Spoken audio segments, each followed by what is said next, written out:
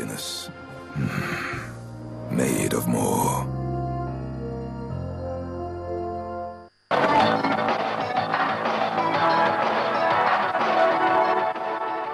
We move on to sports news now. Here's Ayo Tunde Balogun. Ayo.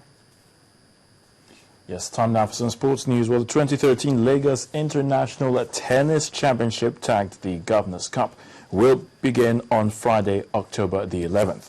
Now, Chairman of the local organizing committee, Pius Akinyelure, said the competition has attained full endorsement from the International Tennis Federation. Akinyelure revealed that the prize money for the men and women event remains $80,000. The Lagos Lawn Tennis Court will stage both the Futures 1 and 2 of the event. And Nigeria's former midfield maestro Austin J.J. Okocha has been sharing his knowledge of the game with kids. Okocha, who made some 73 appearances for the Super Eagles, scoring 14 goals, defied the rain to visit some schools.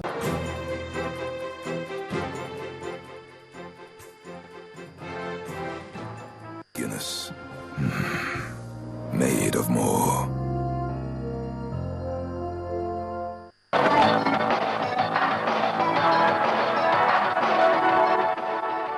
We move on to sports news now. Here's Ayo Tunde Balogun. Ayo. Yes, time now for some sports news. Well, the 2013 Lagos International Tennis Championship, tagged the Governor's Cup, will begin on Friday, October the 11th. Now, Chairman of the local organizing committee, Pius Akinyelure, said the competition has attained full endorsement from the International Tennis Federation. Akinyelure revealed that the prize money for the men and women event remains $80,000. The Lagos Lawn Tennis Court will stage both the Futures 1 and 2 of the event. And Nigeria's former midfield maestro Austin J.J. Okocha has been sharing his knowledge of the game with kids. Okocha, who made some 73 appearances for the Super Eagles, scoring 14 goals, defied the rain to visit some schools in Lagos and instruct them on how to harness their football skills through education. This is in collaboration with the Barclays Bank Group, the sponsor of the English Premier League. It's a wet day in Lagos. But even the rains did not deter one of Nigeria's most talented midfielders, Augustine Okocha, from teaching children his skills in the game of football. The children themselves were not prepared to miss this rare opportunity, and they gave it their all, even though the field was slippery and waterlogged.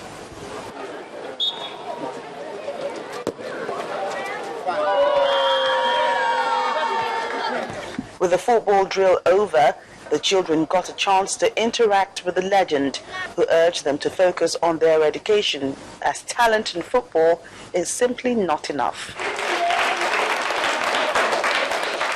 A priceless experience indeed for these aspiring footballers. Wow, I want to meet J.J. Okocha. And then playing in the rain, since I've always dreamt of playing in the rain, it was really fun, but yes, it was like stepping into a puddle. Meeting Okocha was once in a lifetime experience. Meeting a legend such just like him is wonderful. We're encouraging the young ones, advising them the right way, guiding them in what it takes, to be successful in life. And I think it gives me joy to see the children smiling, and knowing that I'm part of the reason. Organizers of the event described the reception and the kids' performance as extraordinary. We wanted to reach out to the young people through the football, and with J.J. Okocha being one of the legends here, we thought he would be quite a good person to help us to do that. Hospitality here has been amazing. People have been so friendly, and I think seeing the reaction to JJ is amazing, because everybody has just been so many photos, but he's been really, really obliging as well. So Austin J.J. Okocha, as is popularly called, is known for his stopovers, skill and technique, and played for 7 clubs across Europe, including PSG and Eintracht Frankfurt. And that's it on sports news. The rest of the news at 10 continues shortly.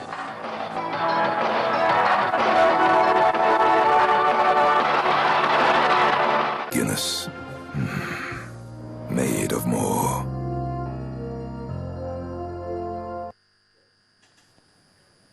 Now, the former UN Secretary-General Kofi Annan has asked the federal government to boost efforts to improve the economic situation of the people as part of its strategy to combat the radical group Boko Haram. Mr. Annan was speaking today at a plenary session of the One Young World Summit in Johannesburg, where youths from all over the world are meeting to discuss challenges threatening their future. Now, Italy's government declared today a day of national mourning following the shipwreck off the tiny Italian island of Lampedusa. Our correspondent, Temitope Fagbemi, tells us more. Sea workers in Italy have been forced to postpone their search for more than 200 migrants still unaccounted for after their boats sank off southern Italy. Rockseas hampered the work of the divers, but so far over 100 bodies have been recovered and over 155 people rescued. Meanwhile, a cross-party panel of the Italian Senate has recommended the expulsion of Silvio Berlusconi from the chamber over his conviction for tax fraud.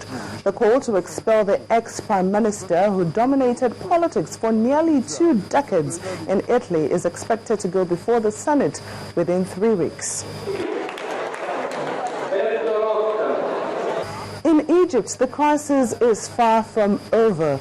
Fresh clashes have erupted between supporters of ousted President Mohamed Morsi, opponents and security forces in the capital Cairo and Alexandria.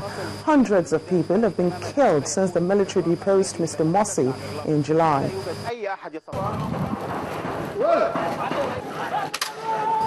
Meanwhile, barely 2 weeks after the horrific terror attack on Nairobi's Westgate Mall, violence has once again erupted in Kenya.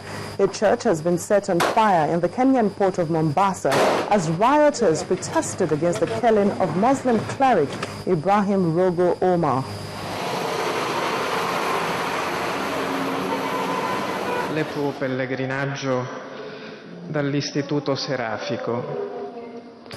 Finally, it's time to remember and honor the dead. That's why Pope Francis was at the Umbrian hillside town of Assisi to pray at the shrine of the 13th century saint whose name he adopted when elected earlier this year. The Pope was accompanied by 8 cardinals with whom he has spent the past 3 days discussing a radical program of reform for the Vatican. Ti sto aspettando. Così sia. And that's the foreign news wrap-up. Thank you, Temitope. And on entertainment news tonight, Cora Award winners P-Square put an end to their North American tour with a 2-hour Dallas show. Here's Victoria Ido with the details.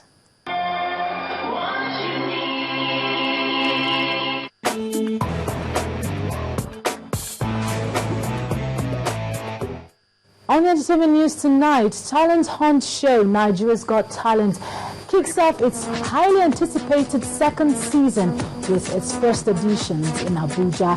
The announcement, which was made by organizers, said the event will span 4.5 months, which will attract the best of Nigerian talent from across the country. This year's winners of the Nigeria's Got Talent season stands a chance of winning 10 million naira. You can bring me down, no matter you try. You come make me frown, I can never go down. Man, no get it, man, no get it, man, no get it. Son of famous lawyer Femi Falana Folari, who's released a video of his latest track, High Class, speaks on the moral lesson he tries to portray in the video. The concept behind the song, what I did was, just look around me, see what's happening in my immediate environment, and I found that in this country, there's a certain set of ladies who are, doing some sort of business, in quotes, which is called the aristo business. So I formed a concept around that. Encore Award winners P Square held their audience spellbound at the just concluded show held in Dallas. The 2-hour show saw in attendance a large crowd of Nigerians who came out to witness the event. The Dallas show is the last of the group's North American tour.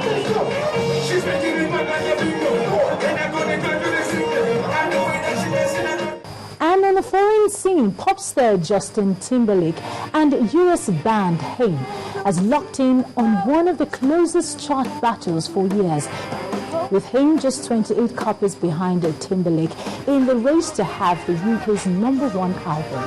Between Sunday and Thursday, Timberlake sold 26,445 copies of the 2020 Experience 2 of 2.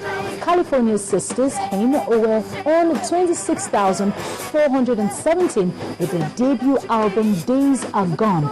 Sales count until midnight on Saturday, with the #1 named on Sunday.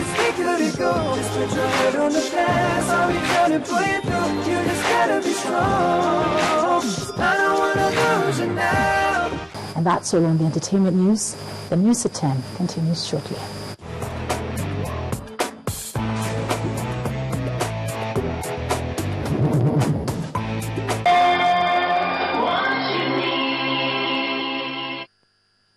Thank you, Victoria. And the main news again. The former governor of Ondo State, Olusegun Agagu, has been buried at his hometown in Okitipupa local government area of Ondo State. The Nigeria Civil Aviation Authority has confirmed that the ill-fated plane carrying the former governor's body was certified fit to fly before the crash. An expert, however, warns that it's risky to fly aircraft that have been inactive for more than 6 months. The Edo State Governor, Adams Oshomole, has accused the NNPC of failing to pay 2.3 trillion naira into the Federation account, and rough seas have forced Italian rescuers to postpone the search for hundreds of African migrants still missing after their boat sank off Lampedusa. And tonight, thanks a lot for staying with us. I'm Ijoma Bonyato. Good night.